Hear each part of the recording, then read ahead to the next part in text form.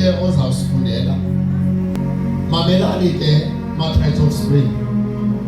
Ndiyaqala ukuma apha kule conference yenu ndiyivula. Xa niphindeni le conference izavulwa lini ndizoninikeza i-idea ukuba kumele kwenziwe njani xa kuvulwa i-conference. Amen. I-reason ye-conference okanye ye-convention, one is to remind the believers or the saints that Jesus Christ is coming. Number two is to revive a dying spirit or a dying fire within umuntu okholwayo, is to equip abazalwane so that bakwazi ukulwa bemile kwindawo yokulwa. Sihamba sonke. So uyabona mawamkela uYesu, ithi iBhayibheli wamkela umlilo. Kuyenzeka njengoba wamkela umlilo kukhona i-fire extinguishers ezi-against abantu abatsha, ngoba uyayazi uSathane ukuthi xa ivangeli ibanjwe ngabantu abatsha, ndiyabona umuntu omdala okhoyo apha, umntana uSigonya, umntana uSigonya esakwamkela esasibi umntana uSigonya. Amen. Umfana wami lo phaa kumendlulweni eroom yakhe wasiseva kakhulu umntana uSigonya. Siyamthanda mfana wami kakhulu egameni lenkosi uYesu. So kuya kuthi ke ekuhambeni kwethuba ufumaniseka ukuthi abantu bafumana ukudilwa athi nomlilo ngaphakathi kwabo ucine, but kufumaniseka ukuthi ungamalahle avuthayo, acimileyo. Then i-revival ke ngoku ngoba kuba khona an anointing of evangelist, kuvuthelwe lawo malahle ukuze abuye umlilo athini avuthe. So akukwazeki kuba uyigqile i-conference ufane nendlela okuyiyo eqaleni. Ithethe ukuthi unengxaki. Ingxaki yakho ayidingi only i-conference, idinga uhlale phansi uzihlole. Sihamba sonke. Masiye ke kwincwadi kaTimothy wesibili chapter number 2.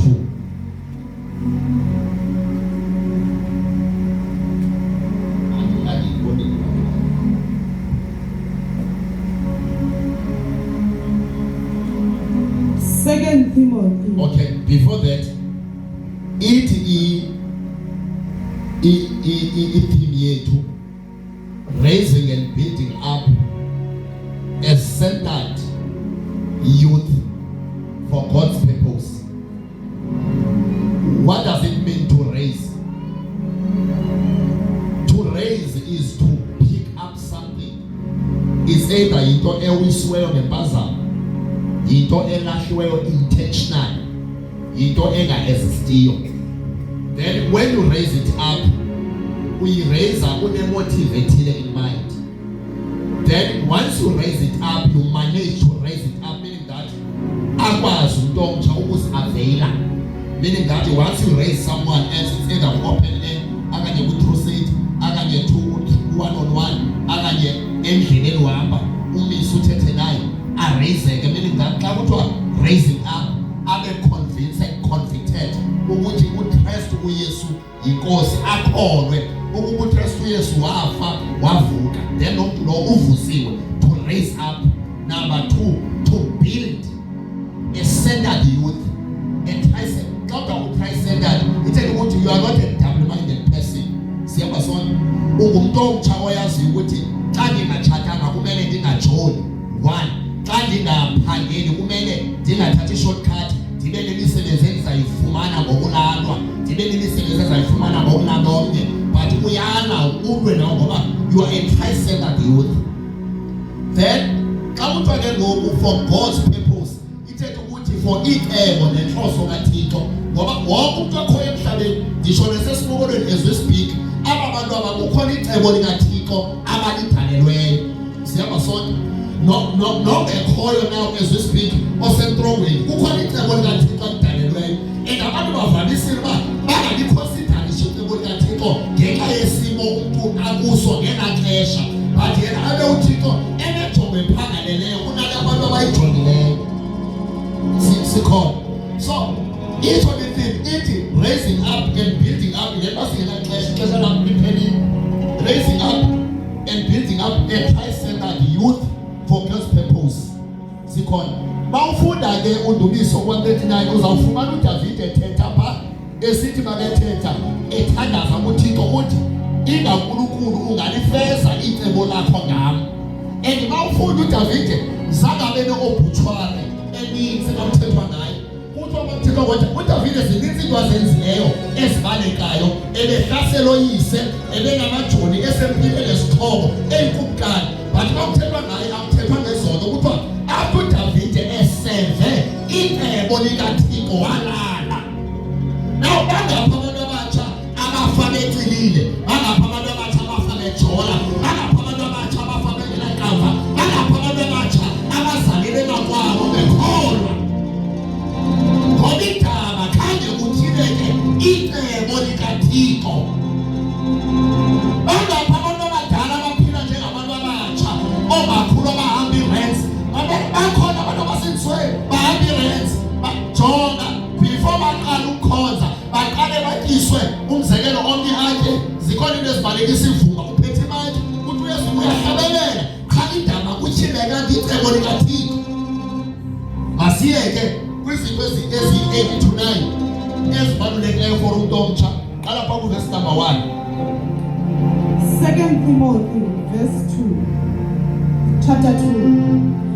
The appeal renewed. Verse 1. You then, my son, be strong in the grace that is in Christ Jesus. Uzawufunda ivesi ungadluli kotsho ungadluli. Number 1. uPaul ubhalela unyana wakhe uTimothy. Usongela ume phambi kwebandla unikeza intombi nonyana bakhe imessage. Uthi uPaul umoya ngcwele ngaye, you therefore my son, you therefore my daughter, be strong in the grace. Ithetha ukuthi xa uthiwa be strong entweni, kukhona izinto ezikhoyo okupossible ukuba zikwenza usuke. And bafunda incwadi asinaxesha.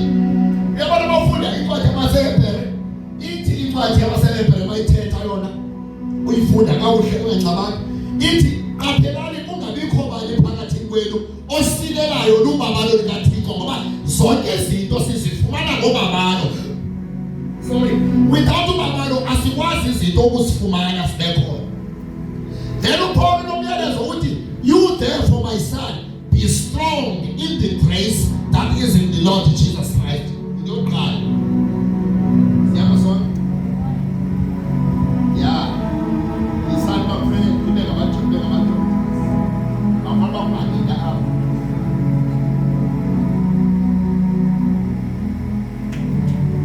That's number 1. You therefore my son, be strong. My daughter, be strong. John, my man. You will never be strong in the grace of your faithful where you are worshiping. You will never be strong in the grace of the Lord who is faithful to who is leading you.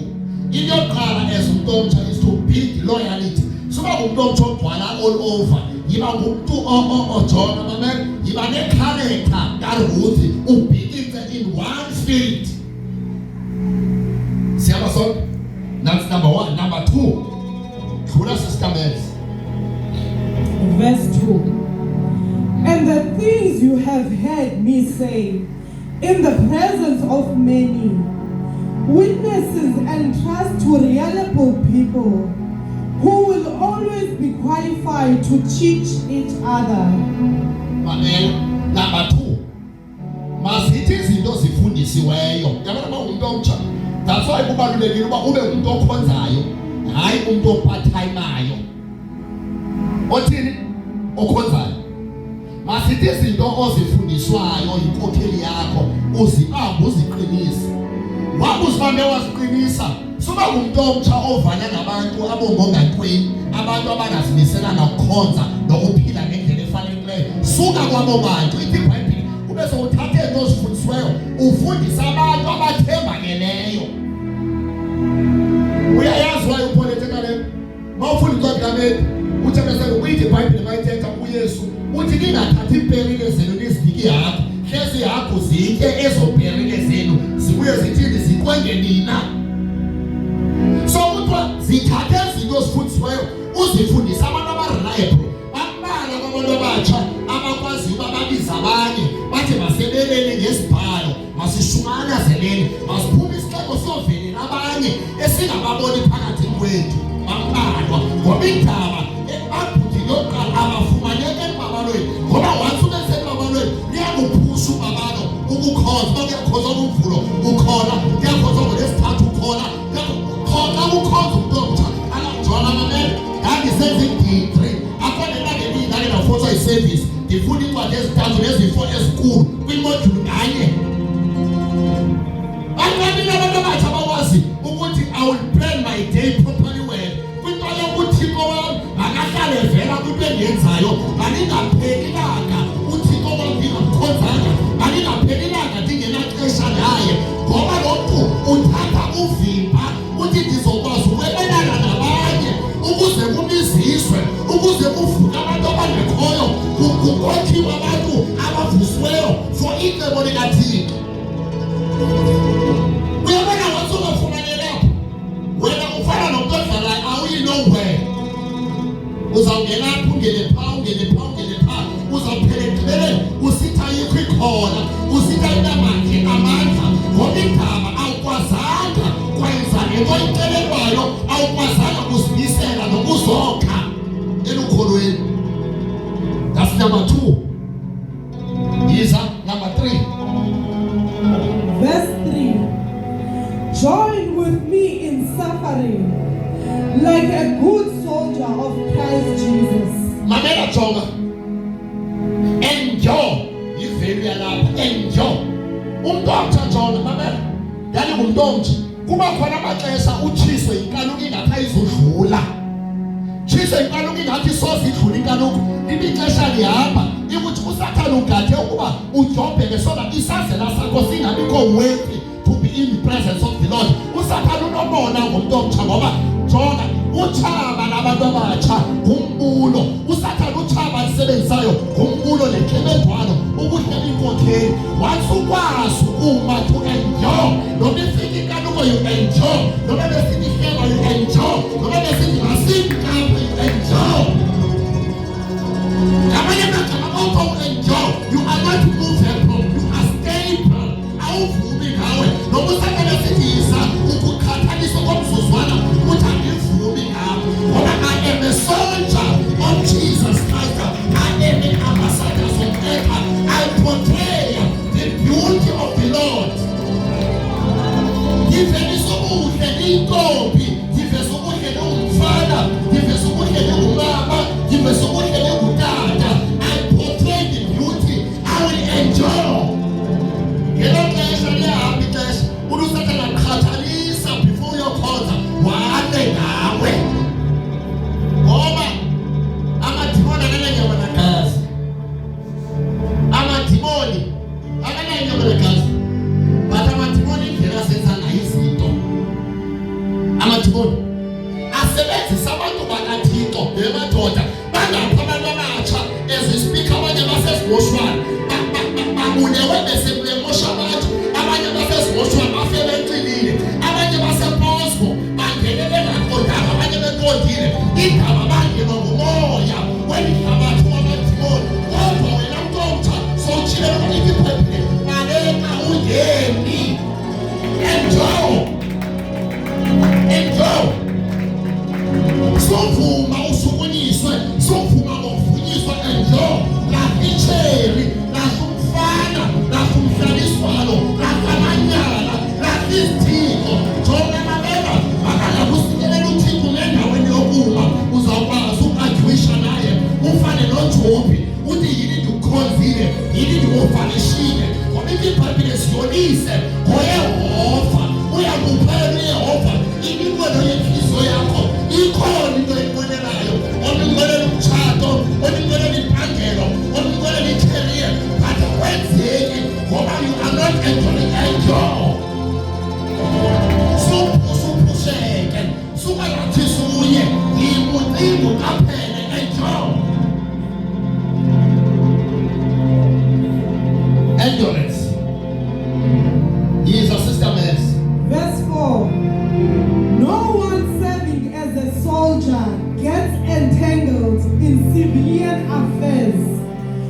but rather tries to please his commanding officer. Mamela Jonah.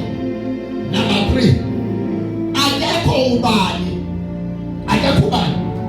Othi engumphumi. Xa uthi ungumphumi emkhosi amthetha uba ungumuntu oshumayelayo, ungumuntu oportray uYesu emsebenzini, uportray uYesu esikolweni. Bakhona abantu abangajoni emabandleni, bajona namathela ngaphandle. They are covering their tracks. Omunye amathela esikolweni, omunye amathela empangelweni, omunye endoda esikolweni, omunye endoda empangelweni.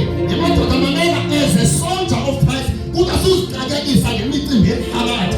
Don't entangle. In other words, usifake any weight that overwhelms your spirit and your soul. But as a soldier of Christ, a soldier, umphumi inkosi ungalibali. Uthi sokini wothenjwa ntomtsha wasemhlabeni. Jonga baninzi abantu abangabhothwayo, but uThixo akavumi abhothwe. Bathi ndifuna ngalo ubomi basemhlabeni, abonakalisa usuku lwami ukuze bazeke bayasindiswa abantu eCovid baguquke, bayazilahla izono. Mayiqale kuwe ntomtsha, ungaphuvele, ungaziyalahla izono, ungaphuvele, uyaphilwa gwele, ungaphuvele, uyakhonza uThixo, kukhona ukudla ngekho, ikhona impangelo ingekho, besela abazali bengaseli, ephakatha bengaphakathi, but uyakhonza uThixo. Baphuvele. Bathini? Verse 7, Sister Mel. Approve. Verse 7. Reflect on what I am saying, for the Lord will give you insight into all this. Hey, afuna xesha. Jonga mamela. Uyabona ngofunda incwadi yezenzo. Uchapter uqale pha. Uthena uzawufumana ukuthi abakhona ibandla laseBerea. eBerea Church. Uphonalethela lelabantu ulizale ngalibona ibandla elinezinga nje elinethumakalelo. Uthi leli bandla xa liphume enkonzweni lifike ekhayeni lalo liphengulule iziphala lijonga ezanto bezithethwa ngumpostile ziyinyaniso na. Bangapha abantu abatsha iBhayibhile bayibambe enkonzweni. iBhayibhile yabo ayofrendi yabo bangaphi. Kanti umuntu omtsha kumele ngoba uDavide babethetha unokwenza njani umuntu omtsha ukuyigcina indlela yakhe inyulu. Uthi ngokugcina izwi likaYehova uligcina njani ungalihli, uligcina njani ungalifundi. Uthi ke ngoku uPaul, you therefore my daughter, you therefore my son, you need to meditate upon these things. Ngamanye amagama ucinge ngazo usebathroom, ucinge ngazo usetoilet, ucinge ngazo uhlamba, ucinge ngazo ulele, ucinge ngazo usemsebenzini, ucinge ngazo usesikolweni.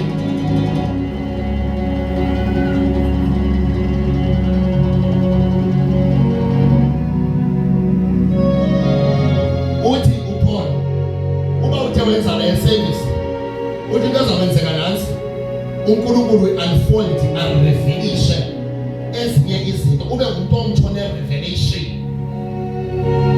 Bambala abantu abatsha xa ubaleka ithuba lokushumayela onke bashumayela ifeda imessage eGod's arm, imessage entshukumo, zonke ezilantuka abana message yabo ngoba abalichithi wathi ukuthi uzawushumayela akalala ukubukela iDSTV okubukela uYouTube ukhangelana nomyalezo. Umuntu omtsha ithi iBhayibhile in and out of season be right. Umuntu omtsha mawunikwe imike mafana umuntu omtsha uvela vutha umuntu omtsha athi bakethi haleluya kudilika abahatha kudilika izinto zekhole ezidumo zabantu kudilika amagazi okumnyama kuconfuse ngomkhathi ngoba imike ibanjwe ngumuntu omtsha wayo akanakhala lalo umuntu omtsha unekhala lokukhona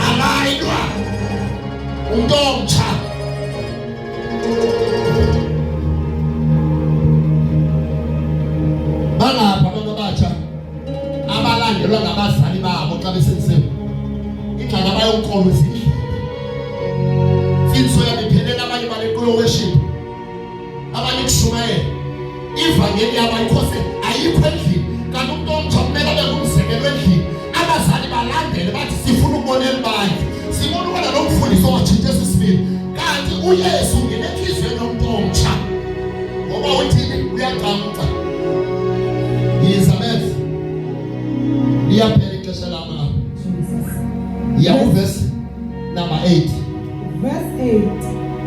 Remember Jesus Christ, raised from the dead, descended from David. This is my gospel, for which I am suffering even to the point of being chained like a criminal. Jonga mamen. Remember that Jesus Christ of the seed of David was raised from the dead. Remember, we are raising a Christ-centered youth for God's purpose. This man who David was raised for God's purpose. Then we remember such men. Remember Jesus Christ, who is the seed of David. Remember, Paul, God, this is my gospel. Jonga ayikho evangeli, asina evangeli oil, asina evangeli iwa, asina evangeli amanzi, asina evangeli courtship, asina evangeli amanyala, asina evangeli efaso, but sine evangeli ekukuzimilo, sine evangeli amakha egumlilo. Remember Jesus Christ, the seed of David. I'm raised for that purpose. Would you put now that's my gospel? Come let's see the take oil the apple. Tati goes a kuabe, tati feme a kuabe, or I am gospel oil. If you are never get to the book, and actually people are like the auction, or I'm not going to put it from here, I'm not going to put it gospel.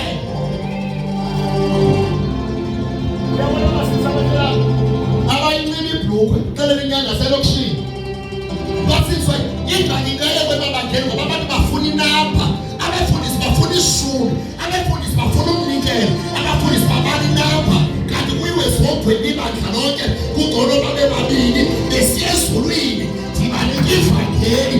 I need ibhukwe usister, I need ithayithi usister. Kuzobeka igusha intombi indala enye nabantwana, kuzobeka igusha incine uthusele imitha kuvela imphuthu ngaphandle amathanga ayijeli.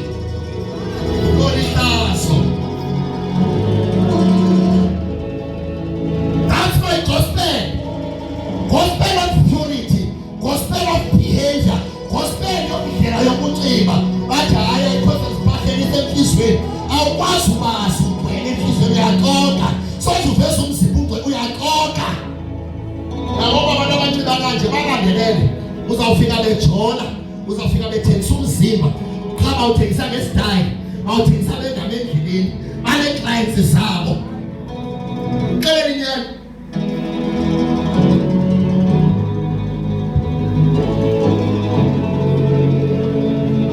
sifanele loo nto ke lapha le covid inhlangano abafuna ukuguquka abafuna ukufuna namanyana abafuna ukuncipha incipho basele uyabagxotha kungcono babe babili ngoba ndiyayazi kule ndawo endithulwe kuyo kuzawusiniswa abantu benkaliswa abantu benyani abantu abazathula raised and built up.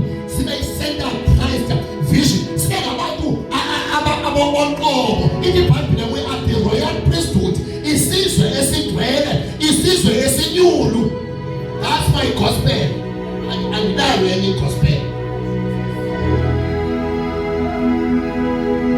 Andinayo enye gospel.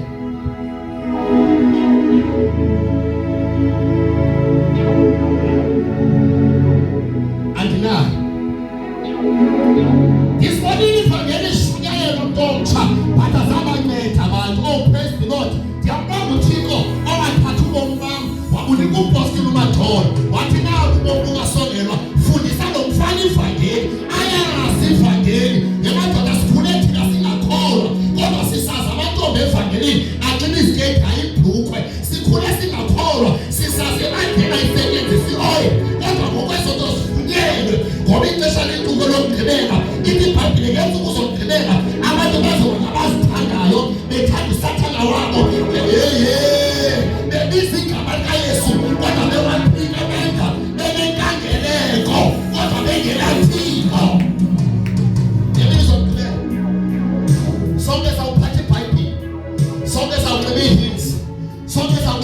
not solo point, but you see what pick abantu ngokwenkandelo siyakholwa kodwa ngokwesipilo siyaphika.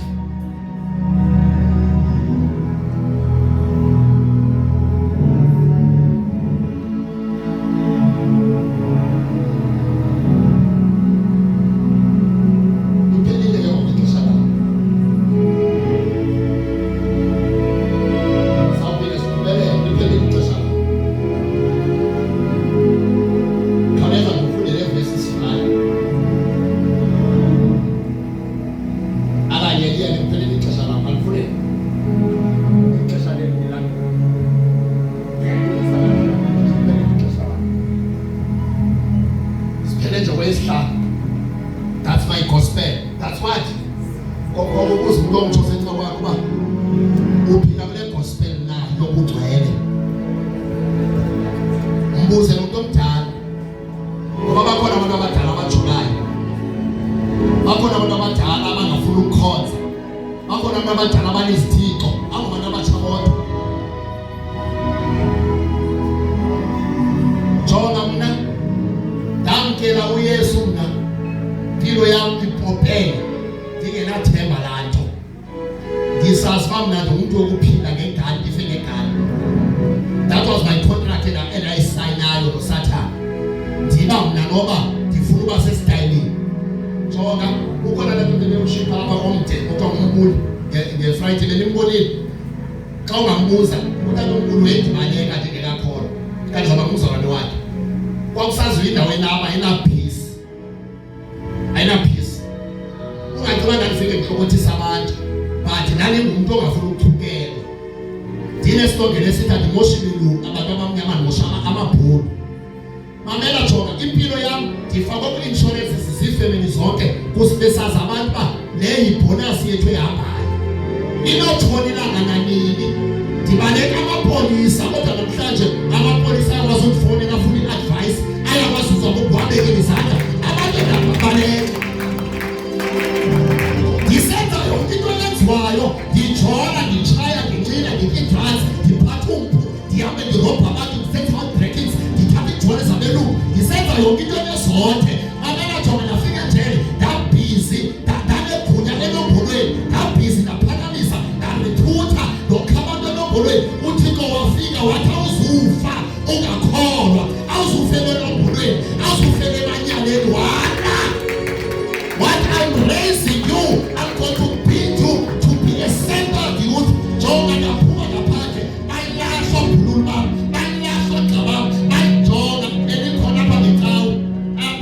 Nixelelwa indoda very rich, inamkelisa uYesu ejele, ndilibhatiti, namkelisa uYesu. Abanye bengazinda ngasejele, ulwazi lwayazi. Ejele mawufika khona inkosi sisitimela, uyama kuzinsizwa sibuza uba bathi ungubani, uxela ungubani, uthatha usuye endaweni yakho yokuhlala.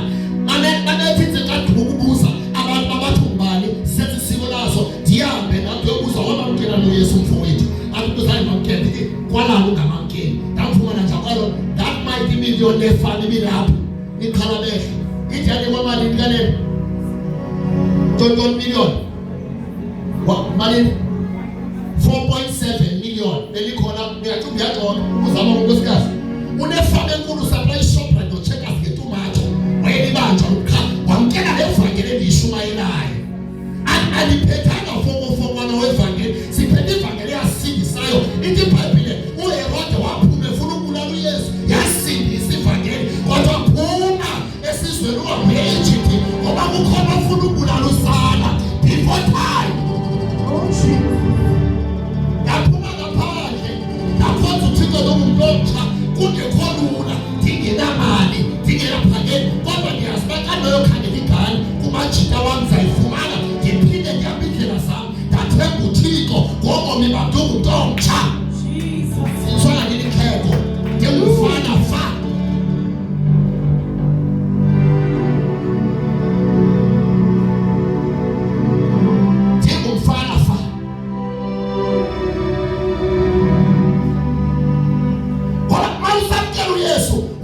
Ivangeli yenguquko, ivangeli yoxolo lolesolo. Awukwazi ukwamkela uYesu ufane ngaqala, kumele utshintshe mawukholwa. Athi makethetha uphole, blessed is he who is in Christ.